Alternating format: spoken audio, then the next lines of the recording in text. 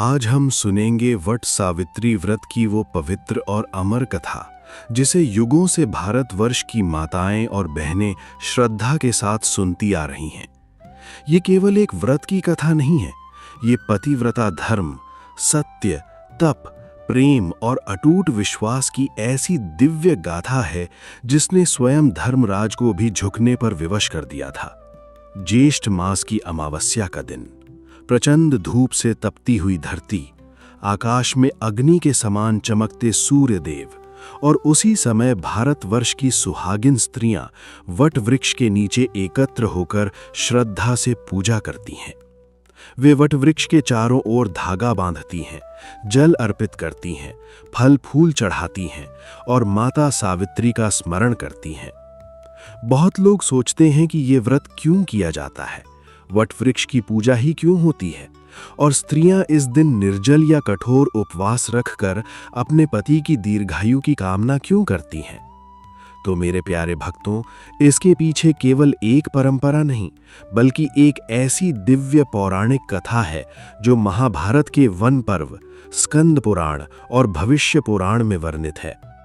What वृक्ष को सनातन धर्म में अमरता का प्रतीक माना गया है।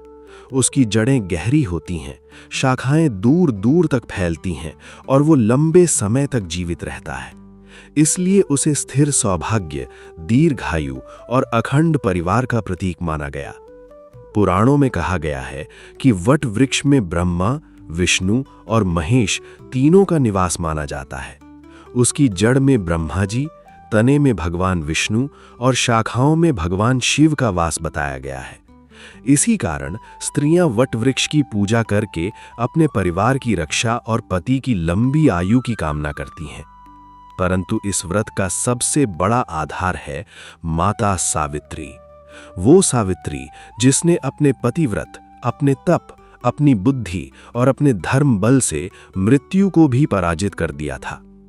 कहा जाता है कि जिस प्रकार माता सीता आदर्श पत्नी मानी जाती हैं, उसी प्रकार माता सावित्री पतिव्रता धर्म की सर्वोच्च प्रतिमा मानी जाती हैं। जब भी कोई स्त्री वट सावित्री व्रत करती है तो वो केवल उपवास नहीं करती बल्कि माता सावित्री के त्याग, धैर्य और अटूट निष्ठा को अपने जीवन में धारण करने का संकल्प लेती है। और अब उसी अमर कथा का प्रारंभ होता है। बहुत समय पहले मद्र देश में अश्वपति नाम के एक महान और धर्मात्मा राजा राज्य करते थे। उनका राज्य समृद्ध था, प्रजा सुखी थी, चारों ओर वैभव था, यज्ञ होते थे, धर्म की स्थापना थी, राजा दयालु थे, सत्यवादी थे और भगवान में अत्यंत श्रद्धा रखते थे। परंतु राजमहल के भीतर एक ऐसा दुख था जो धीरे धीरे राजा और रानी के हृदय को भीतर से तोड़ रहा था। उनकी कोई संतान नहीं थी। वर्ष बीतते गए, राजा ने अनेक यज्ञ करवाए, ब्राह्मणों को दान दिए, तीर्थ किए, देवताओं की पूजा की, परंतु उनकी गोद सूनी ही रही। रात्रि के समय जब पूरा राजमहल शांत हो जाता, तब रानी की आंखों से आंसू बहते। राजा बाहर से मजबूत दिखाई देते पर भीतर से टूट चुके थे, क्योंकि उस समय संतान को केवल परिवार का हिस्सा नहीं माना जाता था, उसे वंश, धर्म और भविष्य का आधार माना जाता था। एक दिन राजा अश्वपति ने निश्चय किया कि अब वे केवल भगवान की शरण में जाएंगे। उन्होंने कठोर तपस्या आरंभ की। प्रतिदिन प्रातःकाल स्नान करके वे देवी सावित्री की आराधना करते, हवन करते, मंत्र जपते। कहा जाता है कि उन्होंने हजारों बार गायत्री मंत्र का जप किया। वर्षों तक उनका तप चलता रहा। राजा का शरीर दुर्बल होने लगा पर उनका विश्वास और मजबूत होता गया।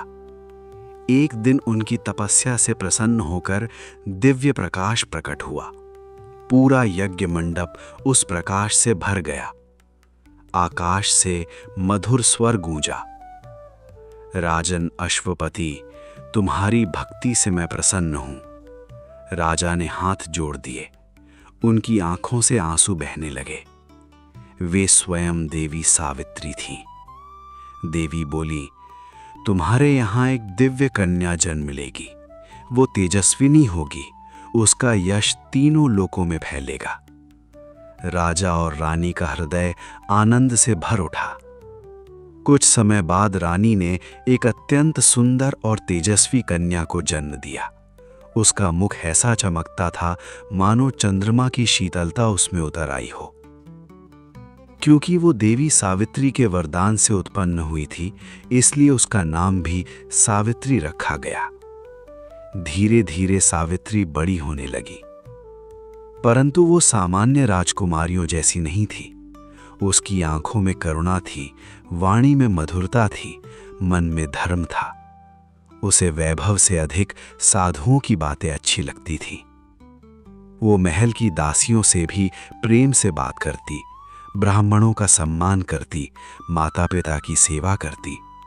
उसका तेज इतना अद्भुत था कि लोग उसे देखते ही रह जाते। कहा जाता है कि जब वो राजसभा में प्रवेश करती तो ऐसा लगता जैसे स्वयं लक्ष्मी जी वहां आ गई हूं। समय बीतता गया, सावित्री युवावस्था में पहुंची। उसका रूप और तेज दिन प्रतिदिन बढ़ता गया। अब राजा अश्वपति को उसकी विवाह की चिंता होने लगी। अनेक राज्यों से विवाह प्रस्ताव आने लगे। बड़े बड़े राजकुमार सावित्री से विवाह करना चाहते थे, परंतु राजा किसी निर्णय पर नहीं पहुंच पा रहे थे। और एक कारण यह भी था कि कई राजकुमार सावित्री के तेज के सामने स्वयं को छोटा महसूस करते थे। एक दिन राजा ने सावित्री को अपने पास बुलाया। उन्होंने प्रेम से कहा, पुत्री, अब तुम्हारे विवाह का समय आ गया है, परंतु मैं चाहता हूं कि तुम स्वयं अपने लिए योग्य वर का चयन करो। उस समय स्वयंवर की परंपरा थी, परंतु सावित्री ने केवल राजसी वैभव नहीं देखा, उसने धर्म और गुण को महत्व दिया। राजा ने मंत्रियों और वृद्ध सलाहकारों के साथ उसे विभिन्न राज्यों और आश्रमों की यात्रा पर भेजा। सावित्री रथ में बैठकर अनेक नगरों, तीर्थों और वनों में गई। उसने राजमहलों को देखा, राजकुमारों को देखा, पर उसके मन को कहीं शांति नहीं मिली। एक दिन वो घनी वन क्षेत्र में पहुंची। वहां वातावरण बिल्कुल अलग था। ऊंचे ऊंचे वृक्ष, पक्षियों का मधुर स्वर, आश्रमों से उठता हवन का धुआं और प्रकृति के बीच एक अद्भुत शांति। तभी उसकी दृष्टि एक युवक पर पड़ी। वो साधारण वस्त्र पहने हुए था, हाथ में कुल्हाड़ी थी। वो लकड़ियां काट रहा था। उसके शरीर पर राजसी आभूषण नहीं थे, पर उसके चेहरे पर ऐसा तेज था जो किसी राजा से कम नहीं था। उसकी आंखों में सत्य था, व्यवहार में विनम्रता थी। सावित्री कुछ क्षण उसे देखती रह गई। उसने अपने साथ आए वृद्ध मंत्री से पूछा, ये युवक कौन है?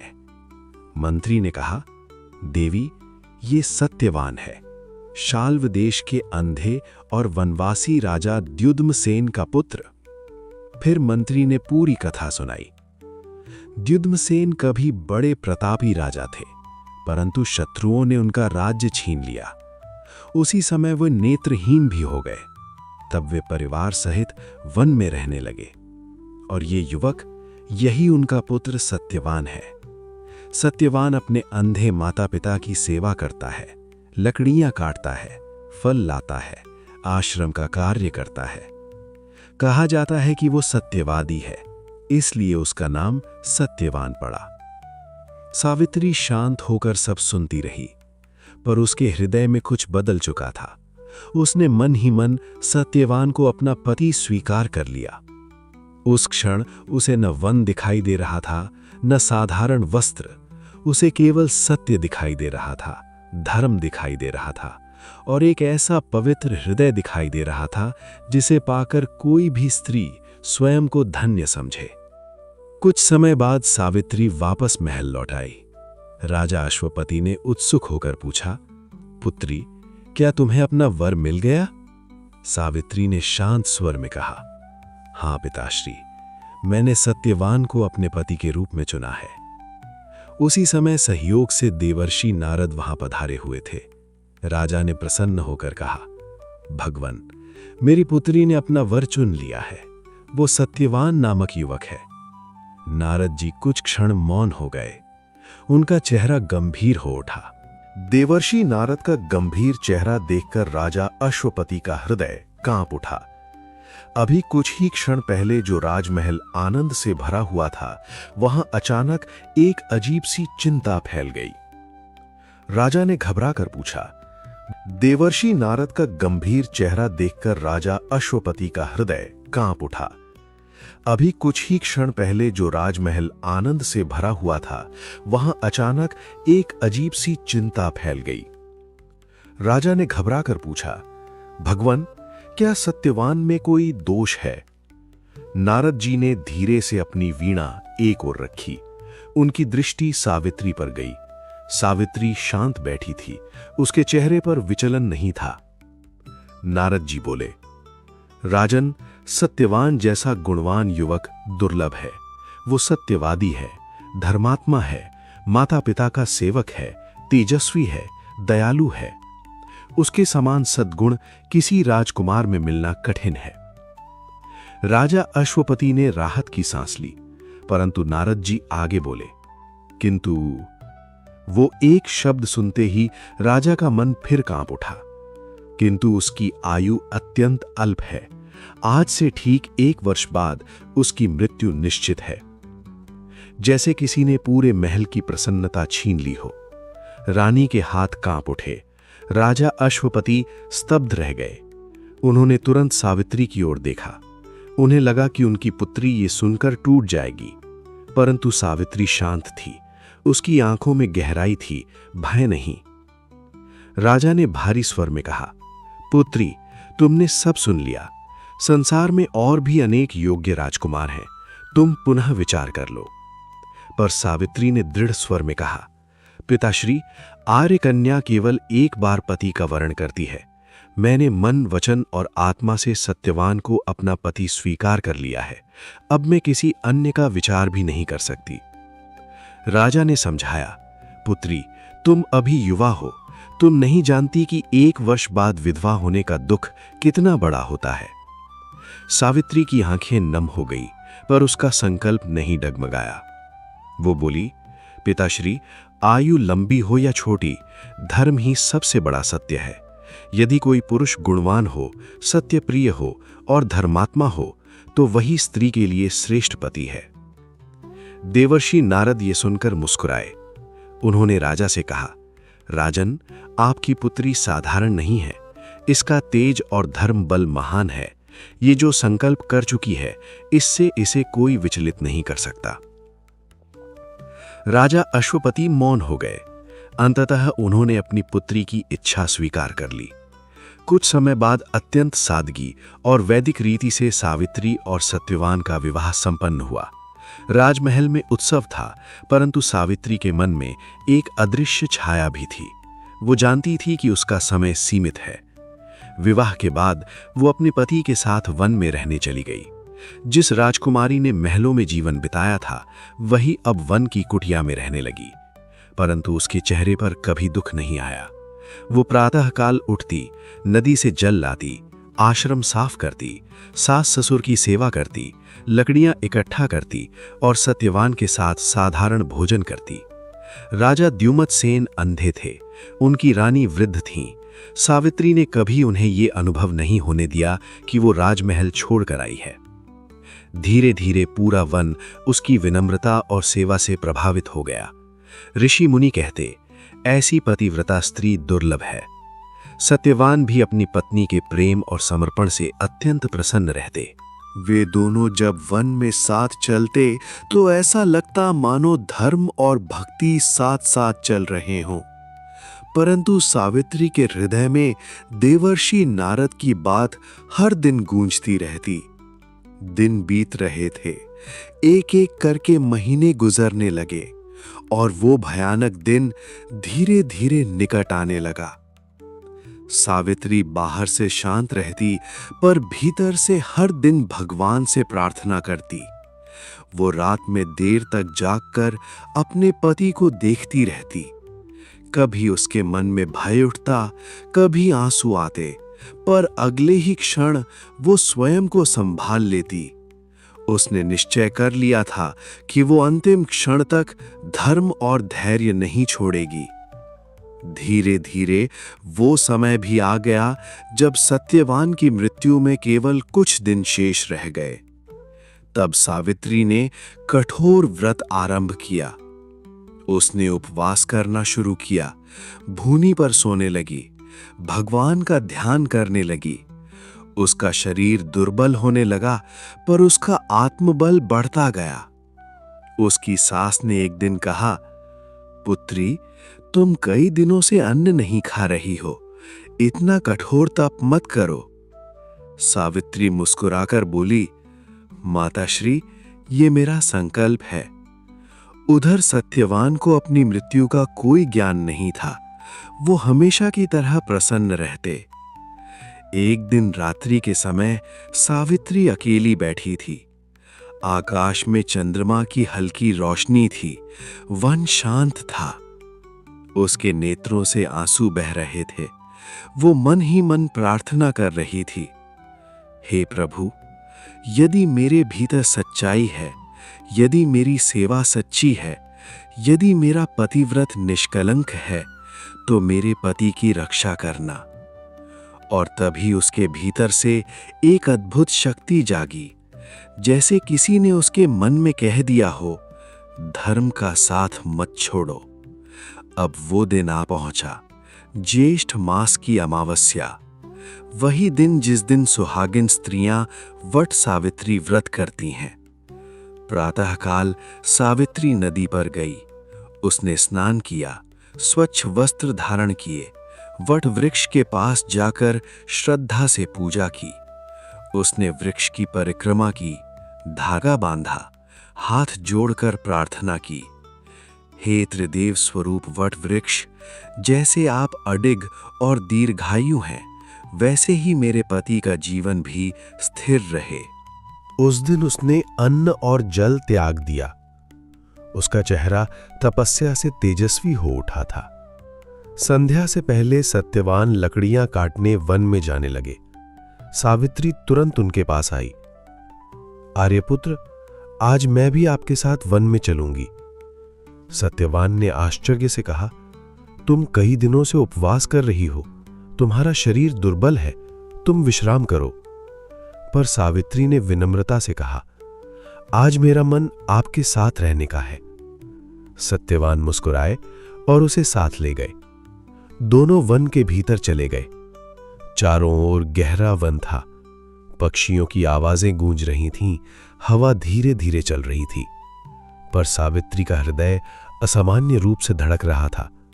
उसे लग रहा था जैसे समय उसके हाथों से फिसल रहा हो। कुछ देर बाद सत्यवान एक बड़े वृक्ष पर चढ़कर लकड़ियां काटने लगे। अचानक उनके हाथ रुक गए। उन्होंने अपना सिर पकड़ लिया। सावित्री, उनकी आवाज भारी हो गई, मेरे सिर में बहुत पीड़ा हो रही है। सावित्री का चेहरा पीला पड़ गया। वो तुरंत वृक्ष के नीचे पहुंची। सत्यवान नीचे उतरे, पर अब उनका शरीर कांप रहा था। सावित्री ने उन्हें संभाला और पास बैठ गई। सत्यवान ने अपना सिर उसकी गोद में रख दिया। वन में अचानक एक अजीब सी निस्तब्धता छा गई। पक्षियों की आवाजें भी जैसे शांत हो गईं। सूर्य धीरे धीरे अस्त होने लगा। सत्यवान की सांसें भारी होने लगी और फिर धीरे धीरे उनका शरीर शांत पड़ गया। सावित्री की आंखों से आंसू बह निकले। उसने अपने पति का सिर अपनी गोद में कसकर पकड़ लिया, पर उसी क्षण उसे अपने सामने एक अद्भुत दिव्य प्रकाश दिखाई दिया। उस प्रकाश से एक गंभीर स्वरूप प्रकट हुआ। श्याम वर्ण, सिर पर मुकुट, हाथ में पाश, नेत्रों में अद्भुत गंभीरता। वो स्वयं धर्मराज यम थे। सावित्री ने उन्हें पहचान लिया। धर्मराज सत्यवान के सूक्ष्म शरीर को पाश में बांधकर दक्षिण दिशा की ओर चल पड़े। और तभी पतिव्रता सावित्री भी उठ खड़ी हुई। उसने अपने मृत पति के शरीर को धीरे से भूमि पर रखा और धर्मराज के पीछे चल पड़ी। धर्मराज यम आगे आगे चल रहे थे और सावित्री उनके पीछे नंगे पांव वन के उस अंधकारमय मार्ग पर बढ़ती चली जा रही थी। धर्मराज यम आगे आगे चल रहे थे और सावित्री उनके पीछे नंगे पांव वन के उस अंधकारमय मार्ग पर बढ़ती चली जा रही थी। सूर्य अस्त हो चुका था। आकाश में हल्का धुंधलका फैल गया था। पेड़ों की लंबी छायाएं धरती पर ऐसे पड़ी थीं मानो स्वयं प्रकृति भी उस क्षण मौन होकर इस अद्भुत दृश्य को देख रही हो। एक ओर मृत्यु के देवता, दूसरी ओर एक पतिव्रता स्त्री। सावित्री के चरणों में कांटे चुभ रहे थे, पर उसे पीड़ा का अनुभव नहीं हो रहा था। उसके मन में केवल एक ही भाव था, जहां मेरे पति जाएंगे मैं वहां तक उनका साथ नहीं छोड़ूंगी। कुछ दूर चलने के बाद धर्मराज ने पीछे मुड़कर देखा। उन्होंने गंभीर स्वर में कहा, सावित्री, अब लौट जाओ। संसार का नियम अटल है। जिसने जन्म लिया है उसकी मृत्यु निश्चित है। तुम्हारे पति की आयु पूर्ण हो चुकी है। सावित्री ने हाथ जोड़ लिए। उसकी आंखों में आंसू थे, पर स्वर स्थिर था। हे धर्मराज, मैं जानती हूं कि मृत्यु सत्य है, परंतु पत्नी का धर्म भी सत्य है। जहां तक मेरे पति जाएंगे वहां तक उनका साथ देना मेरा कर्तव्य है। धर्मराज कुछ क्षण उसे देखते रहे। उन्होंने फिर कहा, तुम्हारी वाणी धर्म से युक्त है। मैं तुमसे प्रसन्न हूं। सत्यवान के जीवन को छोड़कर कोई एक वर मांगो। सावित्री ने तुरंत कहा, हे धर्मराज, मेरे ससुर राजा द्युमत्सेन अंधे हैं। कृपा करके उनकी आंखों की ज्योति वापस लौटा दीजिए। धर्मराज बोले, तथास्तु। उनके नेत्र पुनः प्रकाश प्राप्त करेंगे। अब तुम लौट जाओ। परंतु सावित्री के कदम नहीं रुके। वो फिर धर्मराज के पीछे चलने लगी। वन का मार्ग अब और भी गहरा और रहस्यमय होता जा रहा था। हवा में एक विचित्र शांति थी। कहीं दूर से रात्रिचर पक्षियों की आवाजें सुनाई दे रही थीं।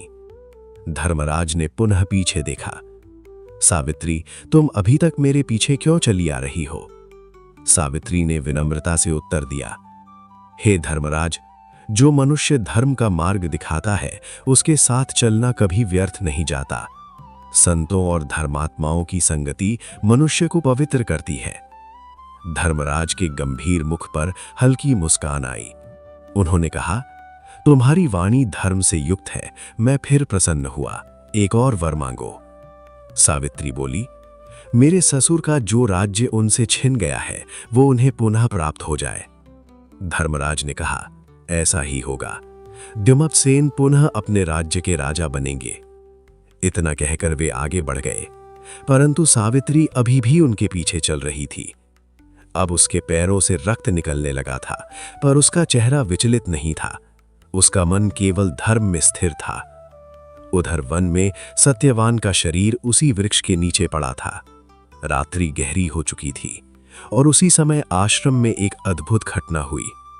वृद्ध राजा द्युमत्सेन अचानक उठ बैठे। उन्होंने अपनी आंखों पर हाथ रखा। उन्हें प्रकाश दिखाई देने लगा। वर्षों बाद उन्होंने अपनी पत्नी का चेहरा देखा।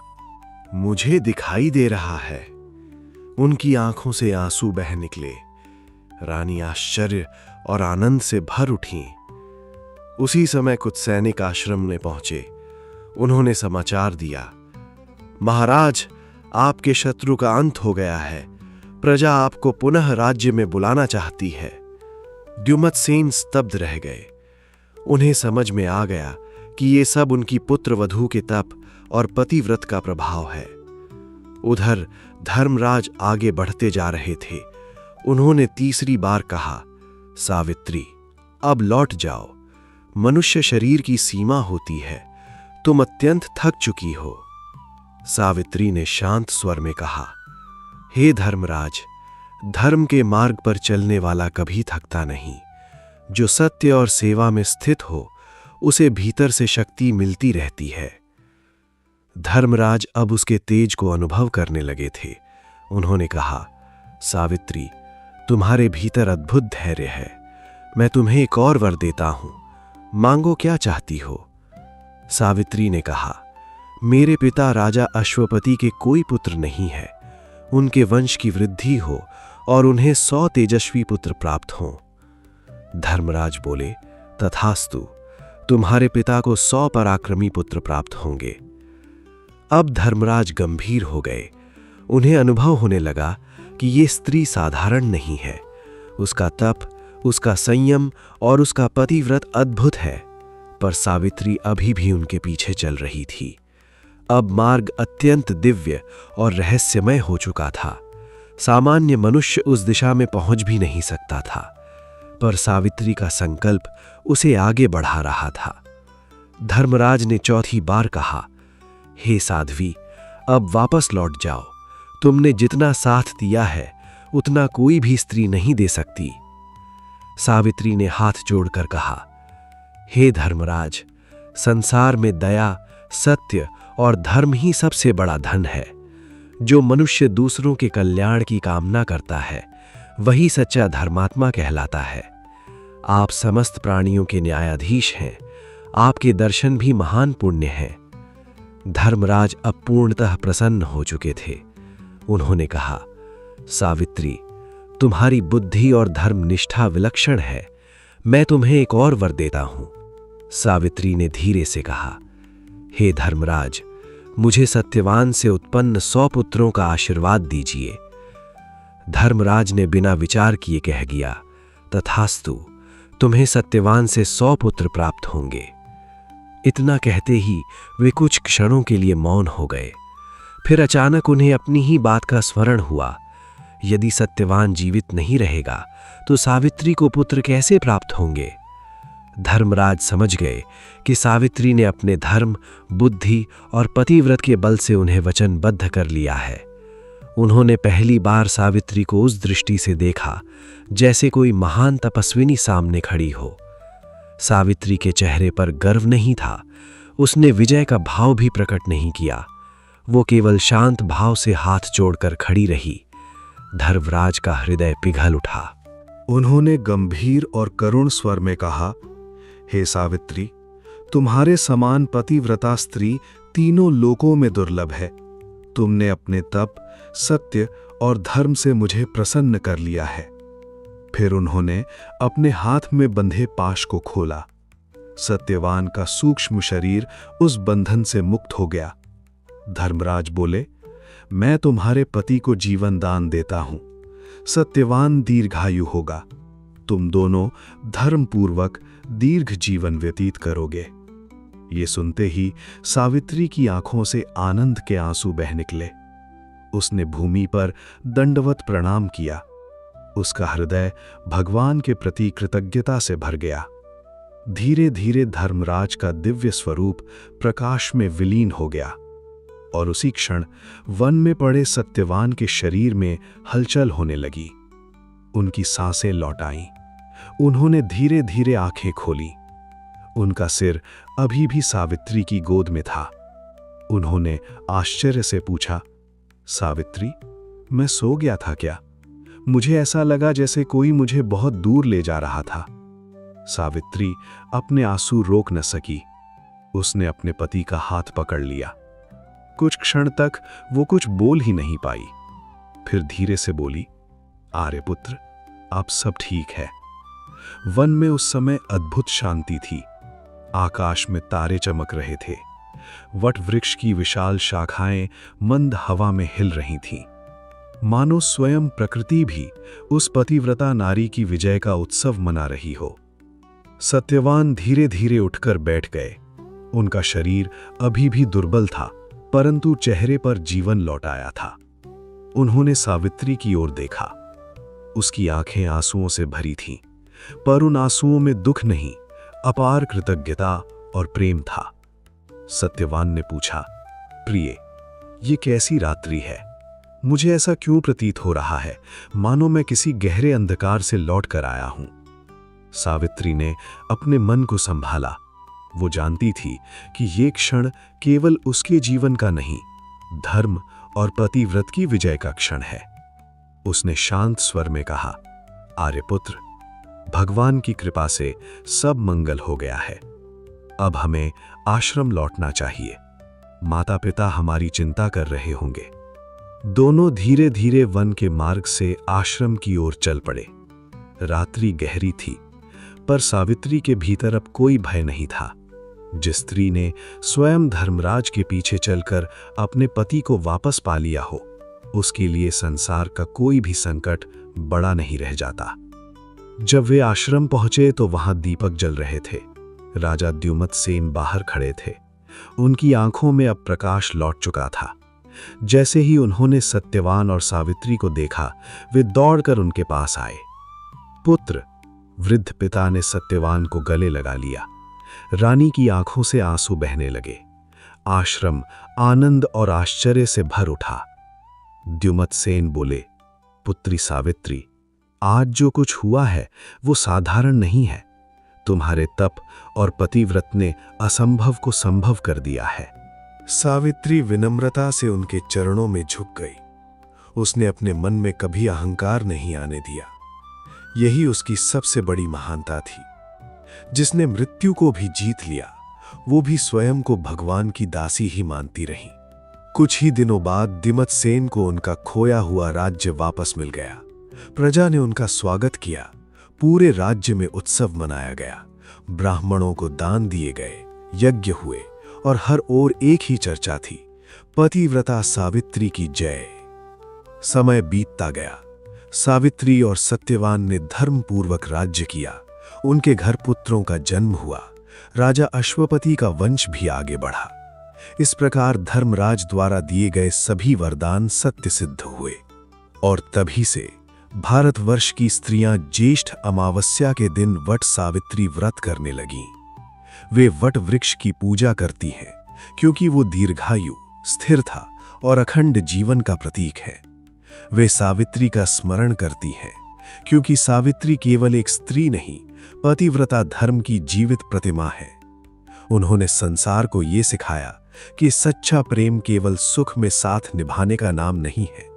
सच्चा प्रेम वो है जो मृत्यु के अंधकार में भी साथ न छोड़े। मेरे प्यारे भक्तों, इस कथा का अर्थ केवल इतना नहीं कि एक पत्नी ने अपने पति को वापस पा लिया। इसका वास्तविक अर्थ बहुत गहरा है। सावित्री हमें सिखाती है कि धैर्य, सत्य, सेवा और विश्वास में इतनी शक्ति होती है कि भाग्य भी बदल सकता है। उन्होंने रोकर भाग्य को दोष नहीं दिया। उन्होंने धर्म का मार्ग चुना, संयम चुना, तप चुना और अंत में विजय भी प्राप्त की।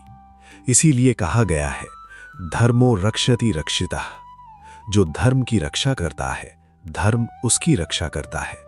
आज भी जब कोई स्त्री श्रद्धा से वट सावित्री व्रत करती है, कथा सुनती है और अपने परिवार के कल्याण की प्रार्थना करती है, तो माता सावित्री का आशीर्वाद उस पर बना रहता है। और केवल स्त्रियों के लिए ही नहीं, ये कथा पुरुषों को भी शिक्षा देती है। सत्यवादी जैसा सत्यवादी, माता पिता का सेवक और धर्मप्रिय पुरुष ही ऐसी महान पत्नी का अधिकारी बनता है। इसलिए जीवन में सत्य को मत छोड़िए, माता पिता की सेवा कीजिए, धर्म के मार्ग पर चलिए और अपने संबंधों को विश्वास और सम्मान से मजबूत बनाइए। यही वट सावित्री व्रत का वास्तविक संदेश है।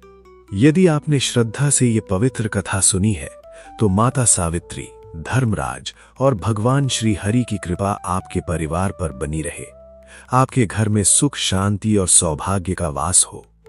यदि ये कथा आपके हृदय को स्पर्श कर गई हो, तो वीडियो को लाइक अवश्य करें, चैनल को सब्सक्राइब करें और कमेंट में लिखें, जय माता सावित्री, जय धर्मराज, जय श्री हरि।